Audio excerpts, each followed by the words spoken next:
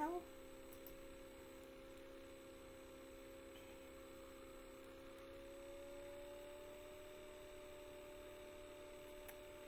Okay, I'm assuming it's working now. I had a little technical difficulty, so I'm sorry if I'm a couple minutes late. Welcome to my book birthday party for Soul Picked Clean. A year ago tonight at 7 o'clock, I was at the book launch for my poetry reading at Max Bax Books in Cleveland. I was reading alongside Jen Ashburn and Jason Irwin, who are two fantastic poets. I was honored to be up there with them. And so I thought tonight I would share some poetry, since we can't obviously do an in-person reading, and also maybe a little prose, since I also have a new book coming out via Venetian Spider Press. Oh yay, I actually see people interacting, so cool, someone's actually watching. Okay, I wrote myself some notes. If anybody wants to talk audibly with me, I can share my phone number privately in Messenger with you. I don't want to just broadcast it out on Facebook. But, yeah, so I'll go ahead. First of all, I know this is a bit silly, but I called it a birthday party. So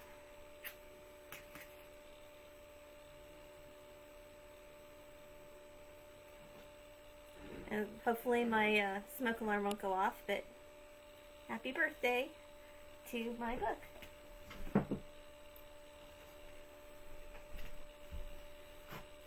We'll just say that the song was sung. Hi Skylark, hi William, Debbie. Okay, so I'm just going to jump in. I'm going to jump in and read a few poems. If you have any requests, please let me know. The first one I'm going to read is called Never Ending.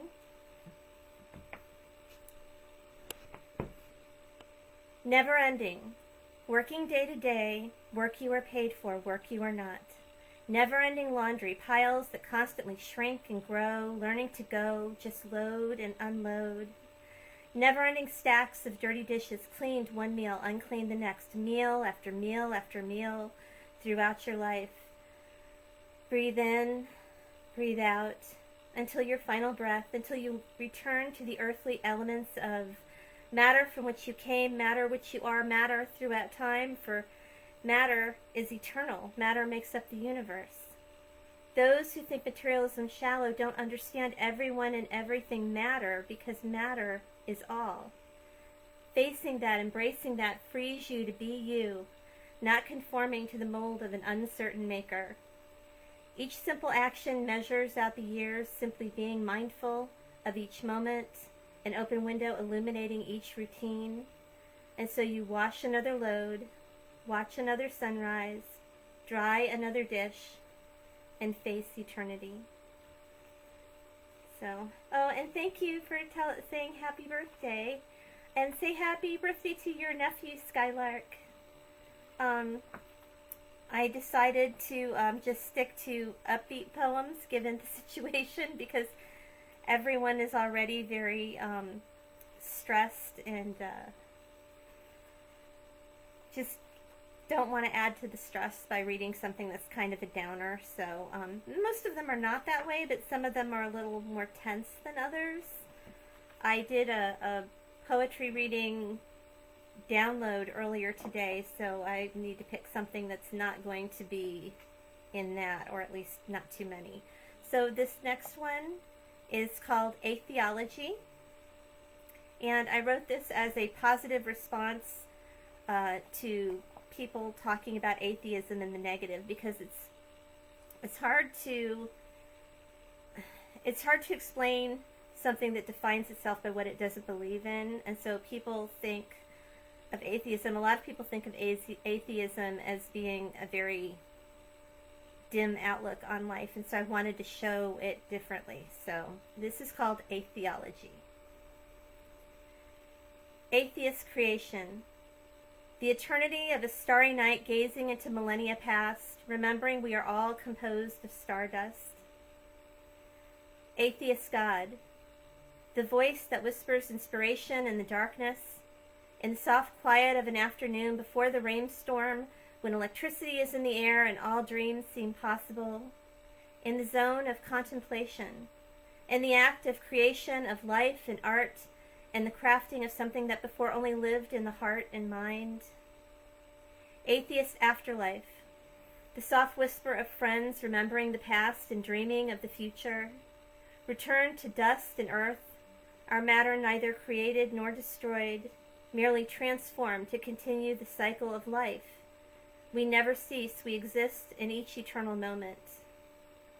Atheist heaven, the rapture of creation and transformation, of smiles and laughter, birthdays spent with friends, the whispered confidences of a lover, the soft breath of a newborn, and the quiet realization, following our bliss, we create paradise. So that one I wrote, like I said, as a positive thing. I don't know if the comments just stopped or if my screen froze, but I don't see anything else, so I'm just going to keep going. If you have anything you'd like me to talk about or you'd like to talk to me about, just let me know. Let's see. Okay, this next one is called Illusions, and I wrote this in response to something I saw on TV. They were showing an optical illusion where it shows two different shapes with different shading, and the shading is very misleading. They look like they're different colors, but it's actually the same color. So I wrote this response poem to that because it just seems like the perfect metaphor. Illusions. Watch the image on your screen closely. Did you know that both are actually the same color? The illusion lies in shading. There is no difference between them. Emotions shade our everyday perspective, project what we think we see onto others. Anger instead of despair. Callousness instead of fear. Arrogance instead of joy. Weakness instead of compassion. The trick to life is learning to see, feel, breathe what things are, see others as reflections of ourselves. Language is inadequate. The illusion lies in shading. There is no difference between them and us. So, thank you. Let's see, I read Gathering earlier.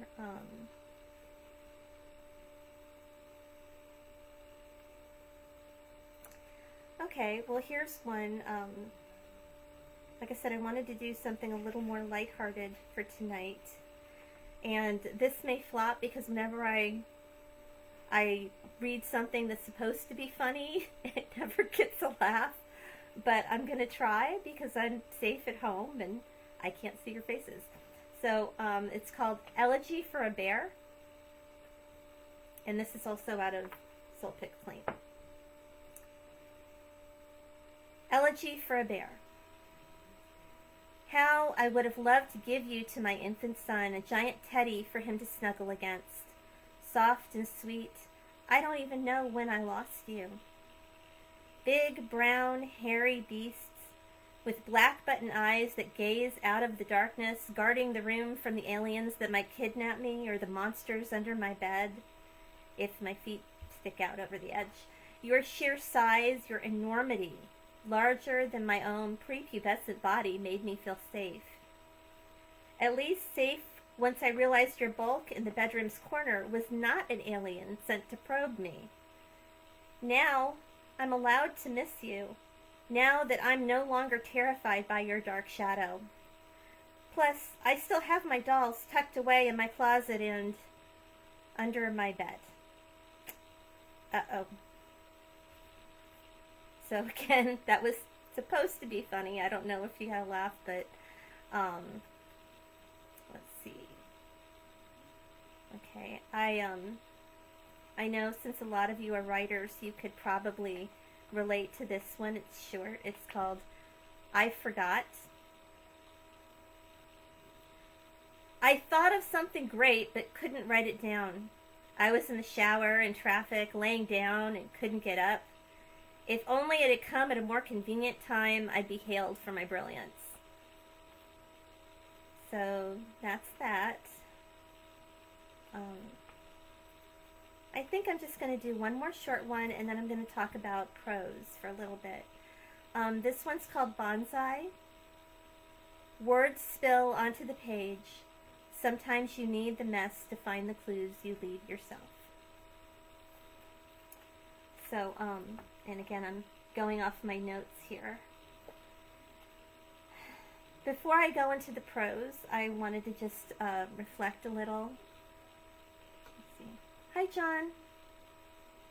Okay, let's see. Oh, it is going. It's just not scrolling. Thank you.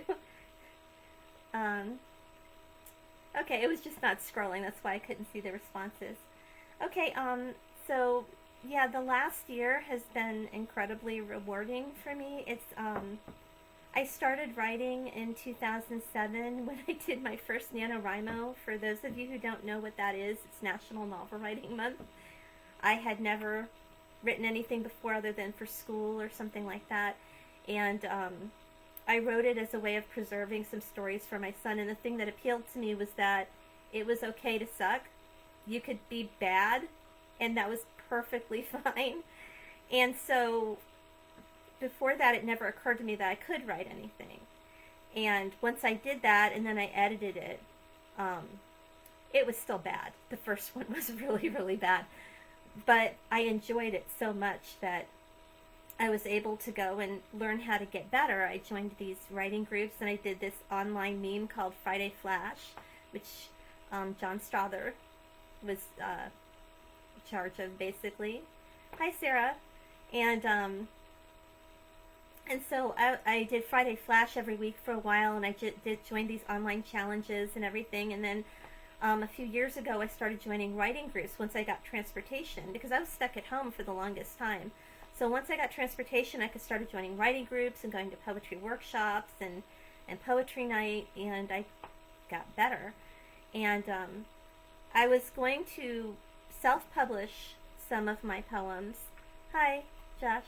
And one of my friends, Diane Kendig, said, no, you should try to publish them more traditionally. And I said, well, I don't know, because some of the poems are from my blog and other things. And she said, no, go ahead and try. So I tried with Crisis Chronicles Press, and they were kind enough to publish me. So I had my very first published book, this one right here, a year ago tonight. So, and I'm eternally grateful. In high school, I was terrified of public speaking, and I'm still nervous even sitting here in my dining room. I don't know if you can hear it, but I'm a little nervous.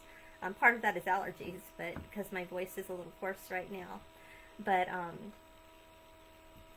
I went from almost passing out when I would go in front of people in high school to being nervous and having my hand shake, going to open mics, until finally I could stand up there and kind of fake that I wasn't too nervous when I went up there. So I'm actually almost as proud of that as I am of the fact that I have my work published. But and there's so many people to thank. I don't want to tear up, but I'm very grateful to everyone.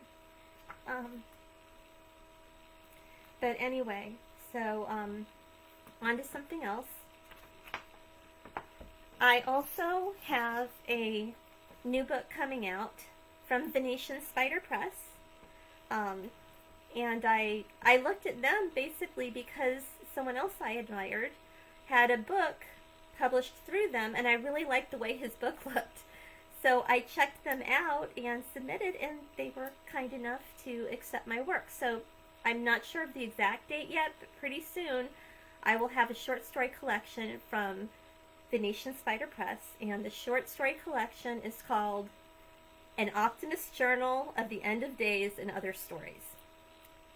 The title is from a short story I wrote a few years ago, and I decided on the title for the book before this whole pandemic thing happened, so it just seems like a really weird timing thing that it seems sort of appropriate for these times, but I'm really excited that that's going to be coming out soon, and I will let you know as soon as I find out what the actual date is, but it's going to be soon. In the meantime, I thought I'd give you a sample of some of my short prose, since a lot of you are more poetry oriented and you're probably not familiar with any of my shorter work for excuse me, I'm sorry, allergies. My shorter flash fiction. So this one is called Destruction of the Gods. Hera could feel it coming again, feel herself fading into oblivion this time instead of fighting a hopeless fight against the forces of destructive creation. She held her brother husband's hand in her own, small comfort against the weakness that enveloped her, enveloped them all. For a time they had fought, with words and acts of grace and goodwill, fought to retain their places in humanity's heart, but no more. It was over. It was over for them all. Humanity itself had ceased to exist, or at least had evolved to the point that the gods no longer resembled their worshippers at all. When once kings and queens, presidents and politicians had ruled the earth, now the peoples of the planet had interbred with other species to the point that they would be almost unrecognizable to their own ancestors. And they had thought the gods had played games of fate by breeding with the mortals below. How was the Minotaur an abomination, but neo-humans weren't? It made no sense in Hera's mind. And now, as the stars extinguished themselves in the big crunch of existence, even the neo-humans themselves were huddled together for their last bits of light and warmth before their own lives were blown out forever. And the gods themselves were in the same place, spiritually, mentally, emotionally, and physically. For how could gods live without worshippers? Nothingness extended for the briefest instant throughout the cosmos. The instant without time, because time no longer existed. Then everything exploded in a shower of creation. New forms emerged from the old, recast into new molds. From the destruction, everything began anew. Everything was new. And time, with one last small hiccup, started again, like a clock being wound and reset for a brand new day. So I know I said I wasn't going to read anything depressing. I know it kind of started out a little depressing, but I still think of that as kind of upbeat. And I'm going to scroll, so let's see. Thank you, John. So let me look at, just consult my notes. Okay. Quarantine. Hold on 1 second. I'm sorry. Quarantine. So I'd be interested to hear what everyone is doing at home. Are you working on your own projects? Are you writing more poetry, more prose? Are you trying to publish things? Are you working on learning other things like music? I'd love to hear about it. Myself, I'm doing a lot of reading, obviously. I'm still slowly working my way through Paradise Lost. I just finished a book by Will Wells, and I'm listening to an audiobook of Dune, which I've never read before. I know it's a super old series, but I just never started it before. What else? Okay. Oh, I'm compiling a new poetry collection. I haven't got a title or anything yet. I'm just compiling it. So far, I've got about 60-ish poems that have never been, I've had set aside that I've never published on blogs or anything before, and then I have about maybe 20 or 30 other poems that I've either put on my blog or other places that I'm considering putting into the collection, but I'm not sure. Okay, it keeps freezing up.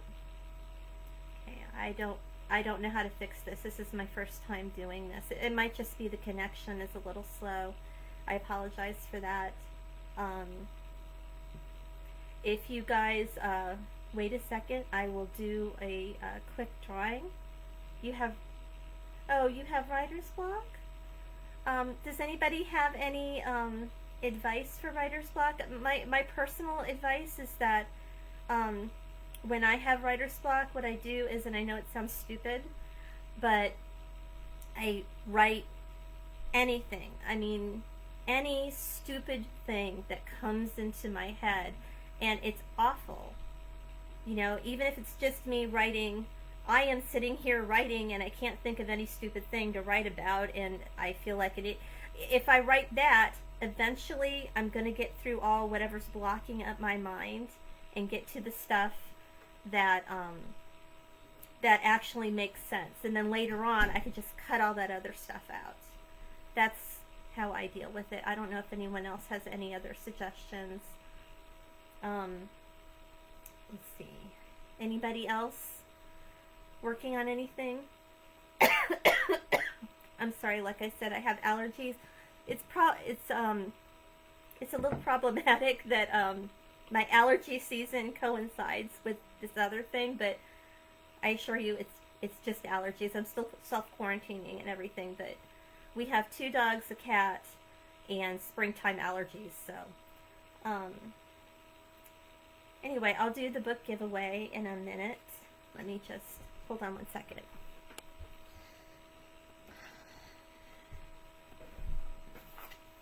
Okay, so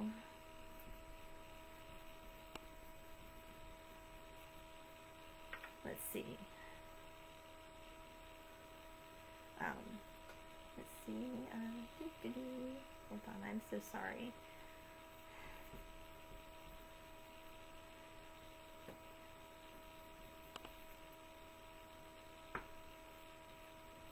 Okay, and the winner of the giveaway is Kyle. So, Kyle, I will be sending you a copy, unless you want me to just give it to you at our next meetup at The Right Stuff, which is this wonderful writers group in Canton, Ohio. Normally meet at the North Canton Library on the, I believe it's the 4th Thursday of the month in the evening. It's called The Right Stuff, but it's WRITE. I can either mail it to you or it can wait till we are able to meet again, but I'm not sure where that is, so I probably just mail it to you. One other thing, if no one has anything else to say, I'd just like to thank, and again, I don't want to get choked up, but I wanted to thank everyone so much for just everything, for helping me learn, and your support, and just attending. Let's see here. Scroll. That's the only problem with this thing that I can see so far is the comments don't scroll. They just sort of stop, and then I don't think anyone's written anything, and then it backs up. Let's see. Oh, okay, Kyle. I don't know if you saw in the comments, but Skylark says Akeem Rollins, and I think if you click on it, you can go. Yeah, you can see his profile on Facebook. Has some really intriguing writing prompts on his Facebook wall. Oh, okay. Debbie's working on something for the anthology. Yeah, we're working on sort of a secret project. I'm not going to tell you what it is because we're not really supposed to mention what it is, other than just generically we're working on something. But yeah, Debbie, if you want to contact me later, I will happily go over that with you. I can message you, or we could talk on the phone, or whatever. Oh, Sarah, you're doing a hybrid poetry coaching book? That's awesome. So is the coaching going to be in the form of poems, or is it kind of poems about... what is it about? That would be really interesting. I'd love to hear about that. Let's see. Okay, well, anyway, getting back to my list, I wrote it down because there's so many people that I want to thank, and I know I'm leaving people out too, but John Burroughs of Crisis Chronicles Press for publishing my first book and for just being a good friend. Suzanne of Max Back's Books for hosting the book launch where I was at and for carrying my book. People who helped me develop my craft, Keisha Nicole Foster, who ran the Literary Cleveland Poetry Workshop. It met once a month for years, and I attended that. She was really good. let's see, Literary Cleveland, of course, for their free classes and workshops. I very rarely pay for a class or a workshop. I just don't have the funds for that kind of thing, but yet I've attended them for years. I mean, often.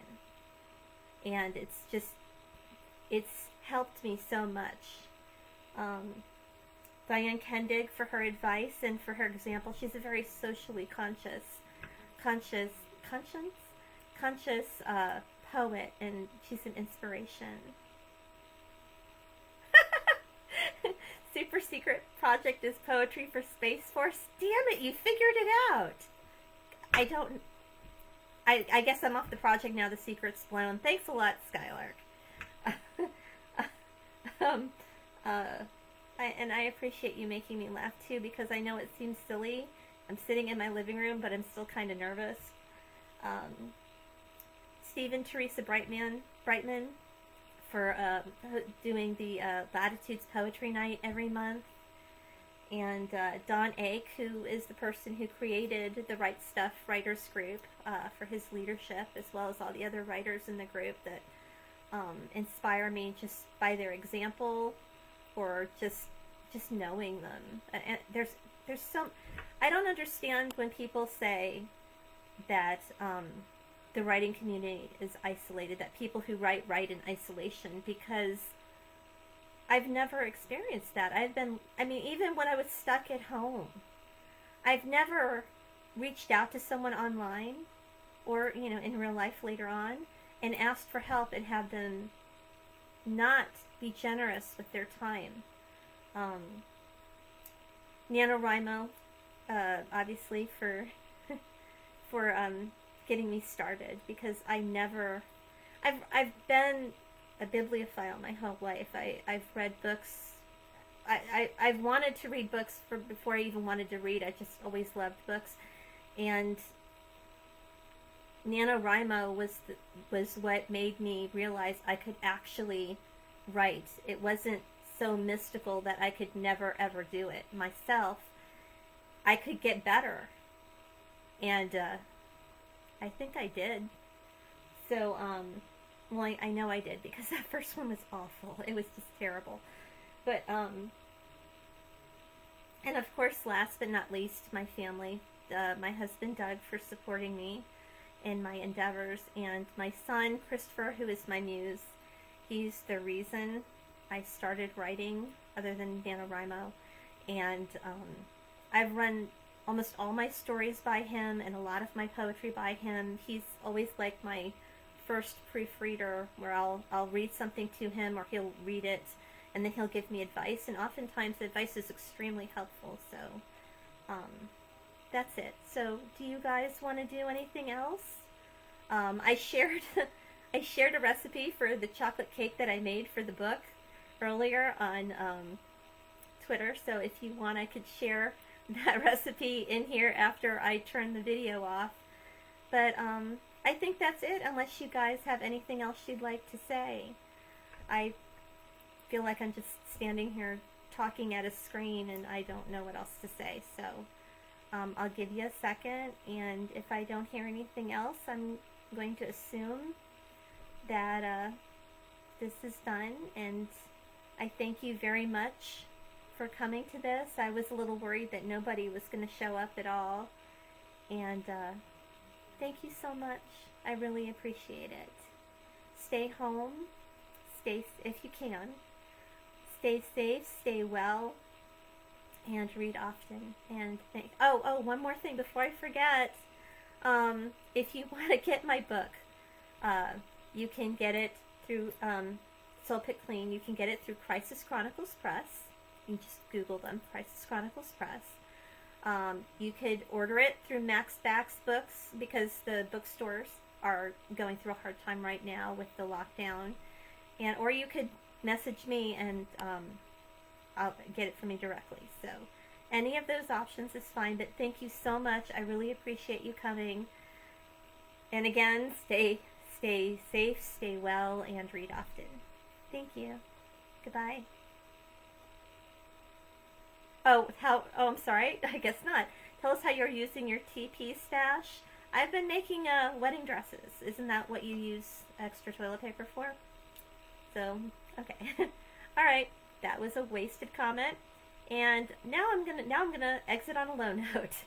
Have a nice day. Thank you. Goodbye. Thank you. Bye.